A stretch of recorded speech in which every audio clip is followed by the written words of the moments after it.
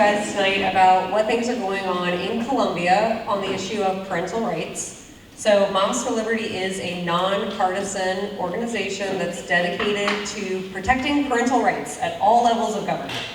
And we do that in several ways. So I got some slides to show you guys about our legislative efforts. I will tell you that Moms for Liberty York County is part of a larger network called Moms for Liberty in South Carolina, and we work as a unit to try to promote great legislation. Okay, so this is a brief slide on how we fight. So we hold leaders accountable, we spread awareness, we oppose government overreach. Our organization started during COVID, right? And it's really evolved to be addressing all issues with the encroachment on our personal liberties and our rights as parents. And we engage on important issues, and we definitely work to promote great legislation. So actually, you may not know this, but South Carolina has one of the worst scores for parental rights in the entire country in terms of the laws on the books. So there's a lot of work to be done, and I do have a couple calls to action for you guys tonight on things that you can do to make a real difference. Okay, these are our legislative priorities for the year. Again, this is the entire state, not just Moms for Liberty York County are working on these things. Of course, we're working on legislation that preserves parental rights. I'm going to talk about that in a moment. Also, transparency in education is very important. On the second slide, you can see their other two priorities are school and student safety, right? So physical safety is a big one. And then also we are working on MAHA efforts. So do I have any MAHA friends in here? Yes! This is a new one to our legislative priorities this year because there is so much positive momentum behind healthy foods for children. There are so many children who eat breakfast and lunch in public schools in South Carolina. And one thing I do always try to talk to people about is York County is a very different area than a lot of South Carolina, right? There are a lot of truly poverty-stricken areas in South Carolina where kids are relying on public school food to give them basic nutrition throughout the week. So one of our goals this year is to promote legislation that will ensure that they're eating the highest quality, healthiest food possible, and also food that is grown from farmers in South Carolina, right? To support our locally farmed foods. Okay, so the first legislation that I want to talk to you about that we are tracking is H3011. So this is the Parental Rights in Education bill. And you can see the bullet list. The things that it says feel very basic because it is. These are things that we all know should be in law, but they're not in South Carolina. And this is one of the reasons why we have such a low score for parental rights efforts in South Carolina. So this is a big one we're tracking. Basically, it defines the rights of parents to direct their children's education and their welfare. There's also some language in there about requiring parental consent for certain actions such as biometric scans and recordings of children. And it allows parents to challenge violations of their rights as well. The next bill that we're tracking is H3263, which is the South Carolina Physical Privacy Act.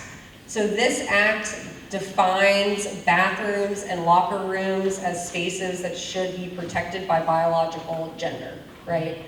So you guys might remember last year the South Carolina legislators in their budget included a proviso that required school districts ensure that bathrooms and locker rooms are separated by biological gender. And they had essentially a punishment in the proviso that if school districts were in violation of that rule, they would lose funding. However, that was just a Band-Aid. It was a temporary fix, right? It was just in the budget, it's only gonna last a year. So we really, really need to codify in South Carolina law something that will ensure that our girls' spaces are protected. It absolutely has to happen this year. And unfortunately, this bill is currently stuck in committee. So it is stuck in the Judiciary Committee. Why it is stuck in Judiciary Committee, I am not sure. Why would this bill be stuck in committee? I see people shaking their heads. It is, I am dumbfounded by the fact that it's stuck in committee, and I would really encourage you guys to reach out to your legislators and ask them to get this bill out of committee. I'm going to tell you too how you can sign up for the Moms for Liberty newsletter. And if you do sign up tonight, I'll be sure to forward you the call to action that we just sent out about this bill. You can really easily copy and paste all those members of the subcommittee into an email and do a big push to get it out. And also, actually, Representative Tommy Pope wrote this bill and supports this bill, which is amazing. So I would encourage you to reach out to Tommy too and just tell him that you support this bill and you'd love to see it come out of committee, as it should. The last one that we're tracking is, one of the others that we're tracking is age 36-38, which is parental rights in medicine. If you guys have any children or grandchildren that are the teenage age, you might have encountered this issue that there's a certain point where even though they're still minors, parents can no longer access their medical records, right? So this law is going to change it so that parents can access their minor children's medical records up until age 18. In Moms for Liberty's opinion, this is a very well-written bill that addresses that issue. Last year, actually, they tried to pass a parental rights in education and medicine combined bill, but you'll see this year they're separating out the two issues. So this is another one that we would love to see get passed. And again, our lack of legislation around this issue is one of the reasons why we have such a low score for parental rights. The last one is going to be S62, which is the school voucher law. So again, they tried to do this last year. They did pass a school voucher program that primarily benefits children living in poverty circumstances, which we were very happy to see. Moms for Liberty definitely supports school choice. There's lots of ways to do school choice, and we support any effort that's going to give parents the right to better direct their children's education. So we actually are doing what I think is going to be a really interesting night. Senators Wes Clymer, Everett Stubbs, and Michael Johnson are going to come and speak at Ycgop about school choice. It's going to be a great event. We're going to have a cash bar, so you can have a drink as you listen to them chat. And it's going to be at the Glennon Center. If you guys want to scan that QR code, I also have a printout of the QR code that I'll leave at the table. But we would love to see you guys there. I think it's going to be a really interesting topic and discussion. There's lots of questions about school choice, which I think is very fair. I don't want to see any form of our educational systems suffer because of legislation, right? I want all kids to succeed no matter where their parents are sending them, and I ultimately want parents to have the prerogative to direct their child's education. So there's so many questions I have about school choice. I'm sure there are about that you have, so definitely come to this event that we're hosting in just 2 weeks. The other thing that you can do to help us right now is we are doing a petition on the food dye issue. So again, going back to the MAHA stuff. One simple but very powerful thing we can do is ask our legislators to pass a law that removes food dyes from school lunches, right? So there's all this scientific evidence and research to support the idea that these artificial food dyes trigger hyperactivity, behavioral issues, attention problems, and kids are very often eating these foods in the lunchroom, and then struggling with issues when they come back into the classroom. So legislation like this would be great for the teachers. It would be a wonderful support for the teachers. It would make classrooms more peaceful, and other states have already done this. So this is a great opportunity for South Carolina to be on the forefront on a big issue that a lot of parents care about. We have a petition going. Cereal. Get rid of the cereal. Get rid of the cereal. The worst food.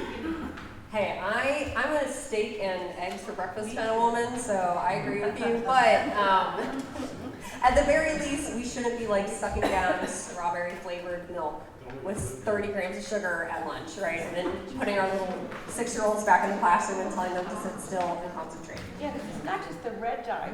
It's not. There's all this research about it. Every kid's different. It's such a great way that we can help our kids stay healthy, body and mind as well. So we have a petition going about this because we do have members of both the House and the Senate who are interested in developing companion bills on this issue. We have over 550 signers on the petition already, so if you guys would sign the petition, that would be a tremendous help. Last but not least, I would love you to join Moms for Liberty. So I want you to know that Moms for Liberty is not just for people with kids under the age of 18, right? There are grandmas, grandpas, aunts, uncles, people who just simply care about parental rights and want to be involved in a great organization. And I would love for you guys to join. So the last QR code that I have for you would sign you up for our newsletter so you would stay up to date on all the actions that we're doing. So I have all of these actually printed out, and I'll put them on the back table. Again, I do have to leave early, but if you fill out, especially the Moms Celebrity contact form, I'll reach out to you tomorrow, and if you have any questions, you can let me know. So thank you guys.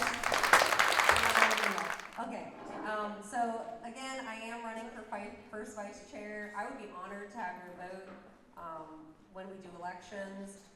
Everything that the York GOP has been doing has been so powerful, and the momentum is so strong, and I admire Larry Barnett so much. I always say, I have to be more like Larry, because he shoots you straight and he's going to tell you how it is, and I think that's very important with what we are all doing. So as the first vice chair, I'd love to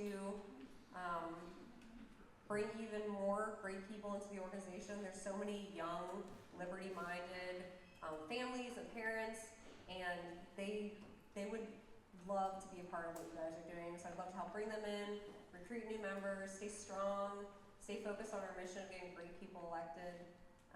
And if you guys have any questions, again, if you fill out the contact form for Moms Celebrate, I'll reach out to you, and then I can also always share my personal email with you if you have any questions. So thank you. Caitlin, we're making an excellent addition to our YCGOP staff.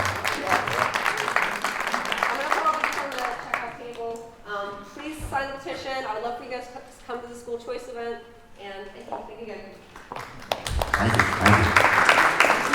For those of you who, you heard Caitlin say that she doesn't understand why they can't get a particular bill out of committee. For those of you who don't know how it works down there, basically, if somebody wants to introduce a bill, they get it written up, they have staff that helps them draft up a bill, then the chair assigns it to a committee. The committee may put it to a subcommittee within that committee.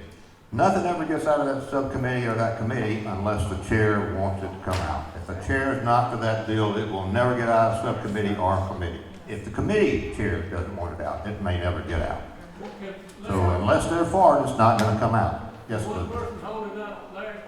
Pardon? One person on the committee can hold that bill up. Absolutely. And so I happen to know that the Physical Privacy Act, this is the one of me saying that boys cannot go in girls' bathrooms.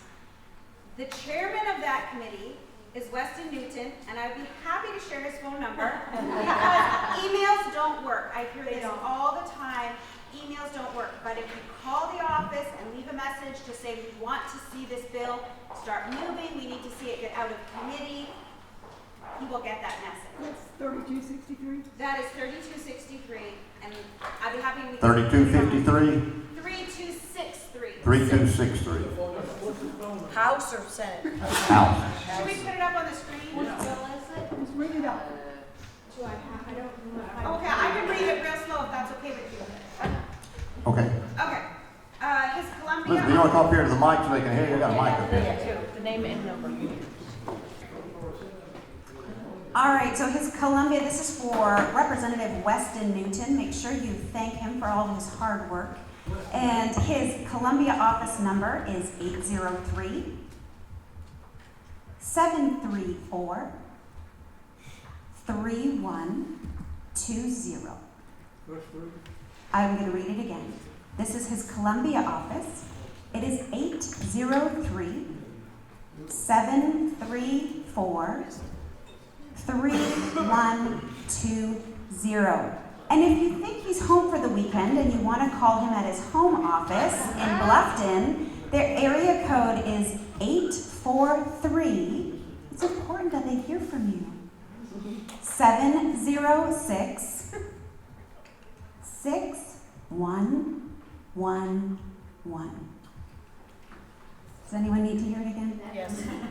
I'm going to read it again. This is his home office in Bluffton. So the area code was 843 706 6111.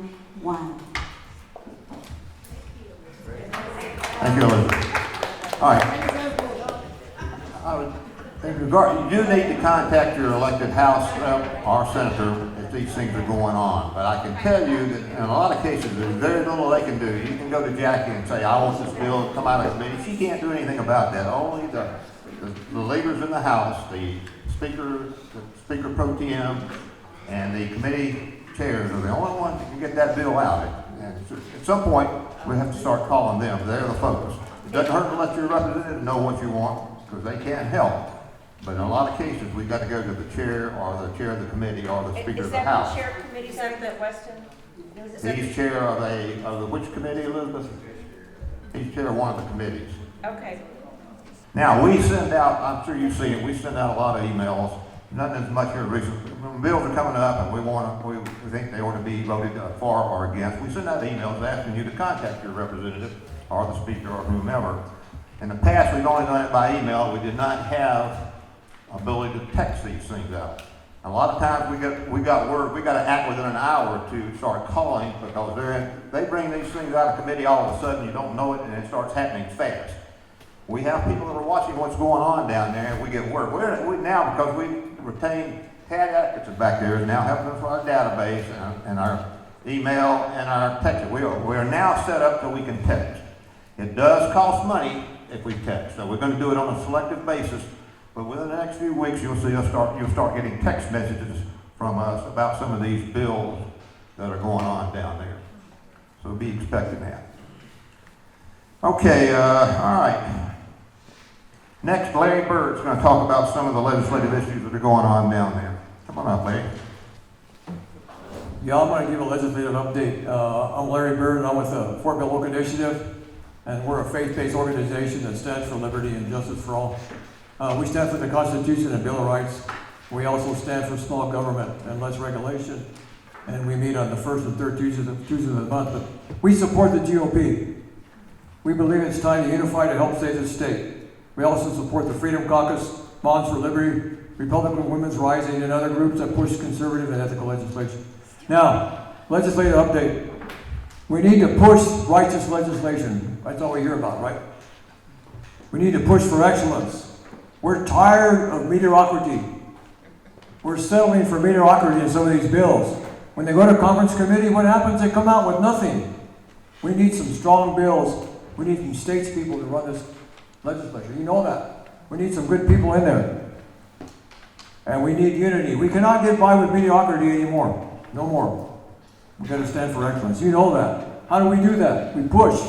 We push. Okay, what bill am I going to talk about? There's about 14 of them here. He said, you better stick to 3. I said, I will, don't worry. The first one I have is an easy one, a really slam dunk DEI. We don't want DEI. Freedom Caucus has sponsored that bill for the last 3 years. Where's it at? It's in committee. It's in committee. Okay, what has DEI done? What happened to the airplane crash in New York? Air controllers, first responders, the fire in California. What about your kids getting DEI? What about the universities, DEI? The university, hey, USC is full of DEI. And so is Clemson. And anyway, we need to get that sucker out of committee. Just like Larry said, it's stuck in there. Again, your key sponsors, they're in there. They're in there, but what are you going to do about it? Get a hold of these people now. I have a spot. Hey, Pope's a sponsor. Tommy Pope is a sponsor.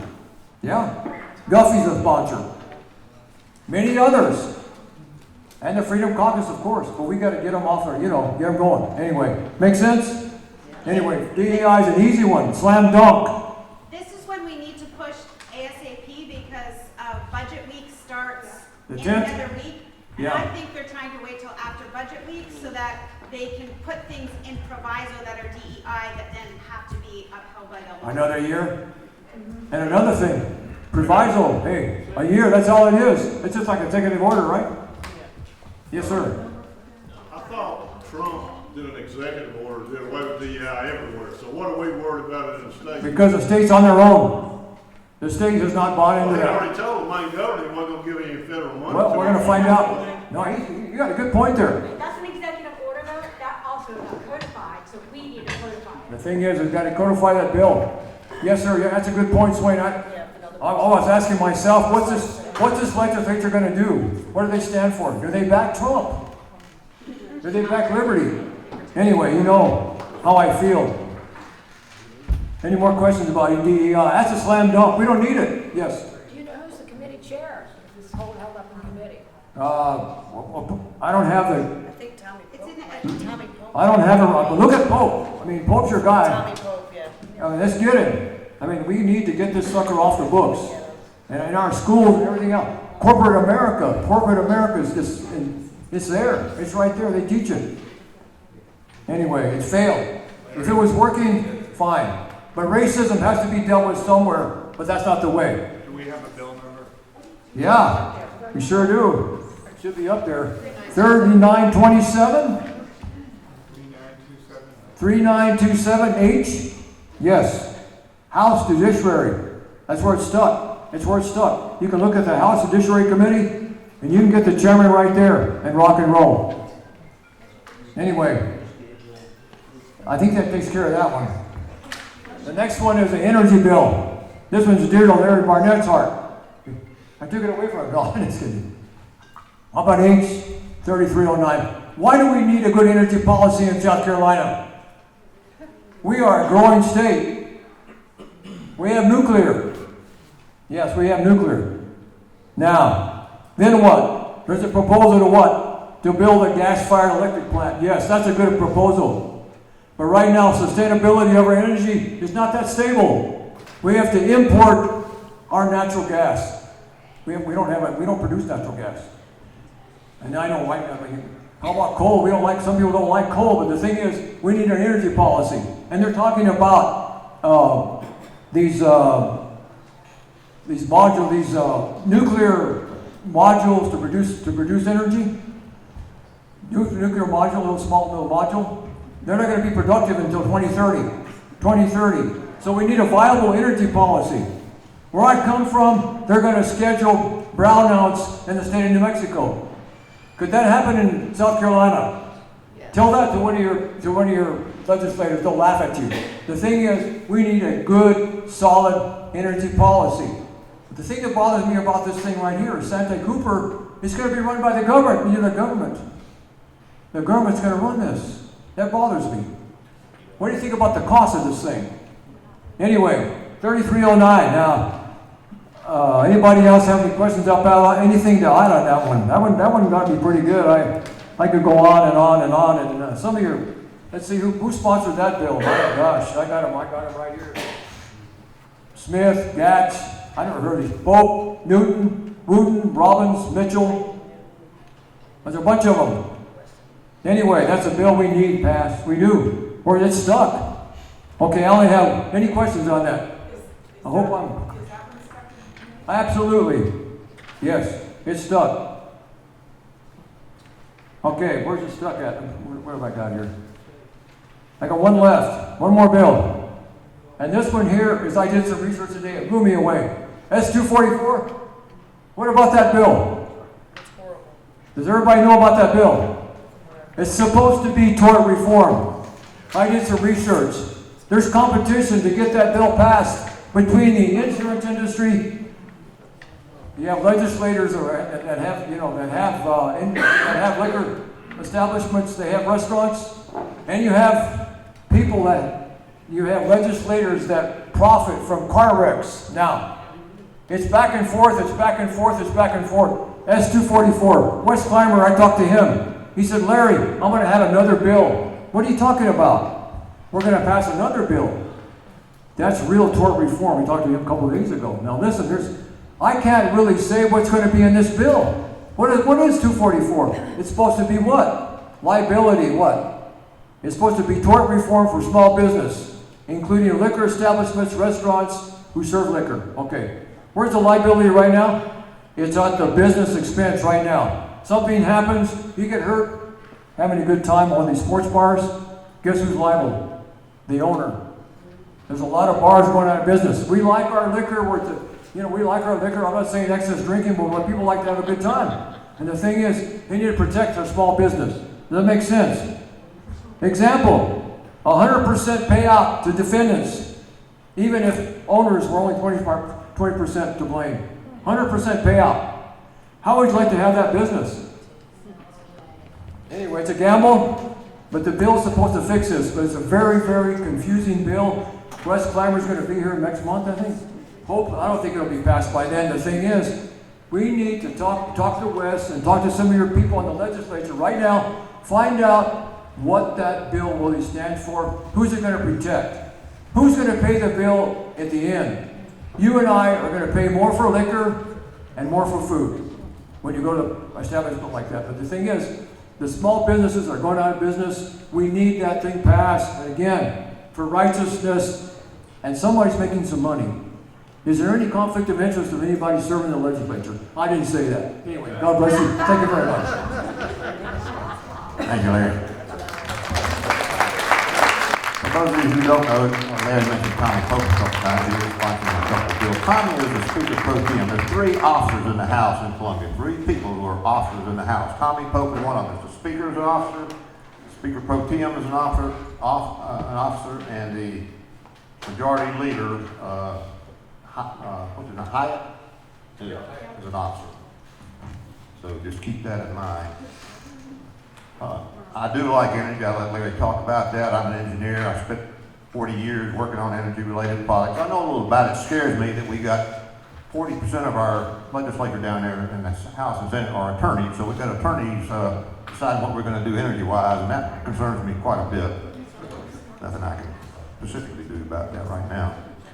A couple other things I wanted to mention. One is closed primaries. We've talked about that forever and ever and ever. We've been trying to get it passed for 20 years.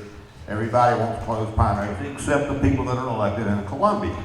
Right now there's 2 bills on closed, one bill that actually closes primaries. That's Bill H-3310. That was introduced mainly by the Freedom Caucus members down there, including Jackie Parabill.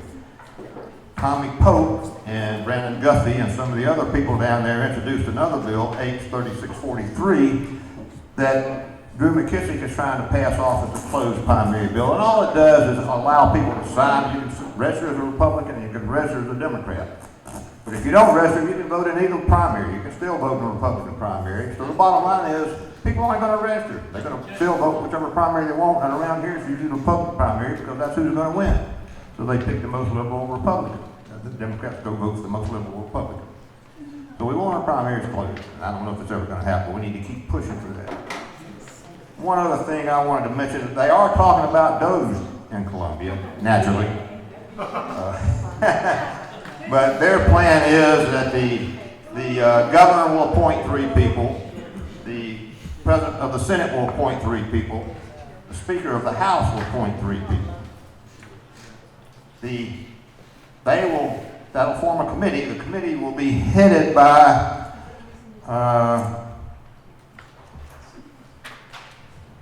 a state employee. She's a director of the Office of Administration. She's going to be the chair. So one of their employees is going to be the chair of the commission. So we'll see how that unfolds. I'm not really excited right now, but we'll get some more information out of Wes and Everett and Michael next month. Okay, I got one more thing here. Tim Still is our executive committee man. He's been sick. Sent me a text earlier today, said he's not going to be able to make it tonight, but he's been in contact with Lewis Roman. As you know, I think most of you know, Lewis has been up in western North Carolina working since a day or two after the hurricane hit up there. He's been very busy. He's done an excellent job up there. We've raised over $20,000. I'm not sure what the figure is now, but last month it was over $20,000. I don't know where we are now. But provided that money to Lewis, and they've been able to help a lot of people do a lot of work up there. Lewis is still up there, and Tim talked to him yesterday, or this morning, I'm not sure which, but anyway, Lewis was saying that most of the recovery operations have been completed, but they're still searching for bodies up there. The problem they have is you got bodies that were washed down the river and covered by 30 feet of debris. And if they don't find the body, they can't settle the estate. They can't get insurance paid. It really creates a big problem if you don't have the body confirmed that person is actually dead. So that for 4 or 5 months, they've been searching for bodies. They're still finding bodies up there. So it's a terrible situation. Lewis said because of the contributions we've made, you all have made, they were able to buy a rescue boat. They need a rescue boat to go down the rivers because that's where a lot of the debris is piled up. So they got to be able to, they take dogs out there and other types of equipment, and they can sense whether there's somebody buried down there 30 feet. They find somebody, then they start digging and trying to get them out and figure out who it is. So we did help them get them, purchase a boat that they can use on the river. Those little rivers are small and they flow pretty fast, so they needed a special kind of boat to do that kind of stuff. They've also been helping people in Kentucky and Virginia and Tennessee that were impacted by that hurricane. And here recently, they also have been over in Kentucky and Virginia helping us flood. They had some bad floods up here in the past few days, so Lewis and some of his crew have been over there helping those people some.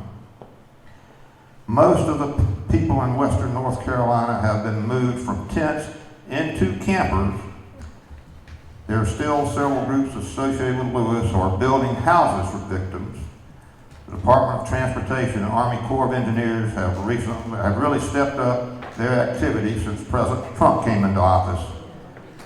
But for now, volunteers are still doing most of the work. But anyway, Trump's helping us out. I mean, thank God.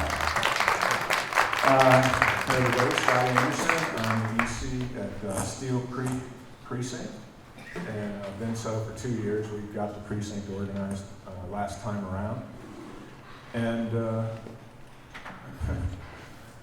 I'm going to be 66 this year, and I thought you might want to hear a little bit about my bio, so I thought I'd put together a PowerPoint. And when I got to 50 slides, I decided maybe that wasn't the best idea. So I'm not going to inflict that on you all. Politics, I started taking the Wall Street Journal back in the 80s, and at the time the editorial page editor was a guy named Robert Bartley. He was brilliant. He was there for 30 years. And he taught me a lot about... Oh, yeah, put the mic. Is this on? Okay. Robert Bartley, editorial page editor of the Wall Street Journal, taught me a lot. But it was national politics by and large. And that's what I've been paying attention to aside from working and having a family and that sort of thing. Up until 2020. And that, I'm not alone in this, but that kind of radicalized me. And there was a guy that started talking about after 2020 on the social media, a guy named Dan Schultz. Yes. I know Kelly Precinct strategy. knows. Talking about the precinct strategy and how, you know, we may all be watching Fox News and listening to what's going on in DC, but the fact is we live here. Let's get involved. So, started coming to a few of these meetings. Didn't really dive in though until after I met this guy, and he pulled me in, and so it's been an interesting couple of years. I've learned a lot about what goes on in Columbia and what doesn't go on in Columbia that should be going on in Columbia, and how we really have a great opportunity to play a role. We're one of the largest counties in the state. We've got a strong delegation, and if they were to listen to us maybe a little more than they do, maybe we can have some influence on them. So, you know, Larry and his team over these last couple of years have clearly done a great job. Kind of feel a little bit like, to the extent that y'all decide to vote me into this, and if you do, that'd be great, and I'd be happy for that. But I kind of feel like the guy that followed John Wooden at UCLA after he won 10 national championships. Nobody knows that guy's name. He's going to be a tough act to follow. But he's got everything going in the right direction. And our focus for the next couple of years will be just kind of what Caitlin said, recruiting, growing the organization. We're a few hundred now. In the presidential preference primary, that was, by that time here, it was Trump and Nikki Haley.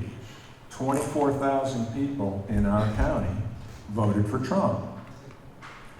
In the general election, it was 88,000 people in our county voted for Trump. So I think there's a lot of room for us to grow. There are a lot of people who support Trump, and you know, every day I wake up, it's like Christmas. That's exactly right. Every day with everything he's doing up there, and it's hard to know. It's hard to game out. How is that going to affect us, right? I mean, you know, somebody mentioned, hey, he's getting rid of DEI. Okay. is that going to go all the way down to the elementary schools? I mean, if they start pulling funding, it's going to get some people's attention. Jeff Bezos just announced that the Washington Post is now, their editorial page is going to focus on personal liberty and free markets. That's a cataclysm. I mean, that's insane, right? I mean, that's a complete 180 turn, and that is the record of Washington, D.C. So we are in an amazing time. And the opportunity to grow our presence here, and in particular to grow our influence with our delegation, right? There's a great quote I love from Milton Friedman. He said, "The solution to the problem isn't electing the right people. That's not the solution. The solution is to make the wrong people do the right thing through political pressure, right? To make it politically profitable for them to do the right thing." So now if you get the right people, like Jackie, right, that's good too.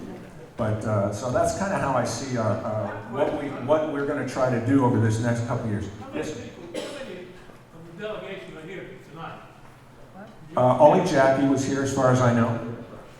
We got one. Yes, sir. That's great. One. Well, I'd say that means there's room for improvement. They need to be invited and then just show up if they want our support. Well, next month we're actually having a forum for them. So I don't know if they've all. For 3 senators? Okay, well, that's 3 senators next month. Come on down, ask a question. Who's it gonna be? Wes, Clymer, and who else? Johnson?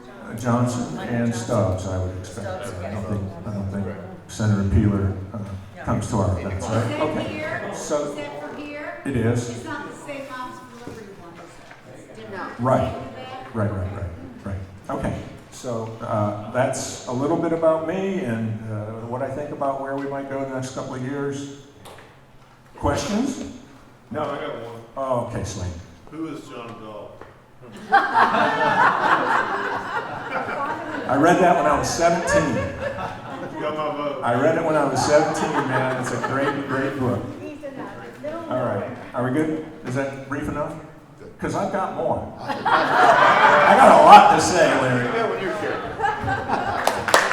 Thank you very much, Scott. All right, gang.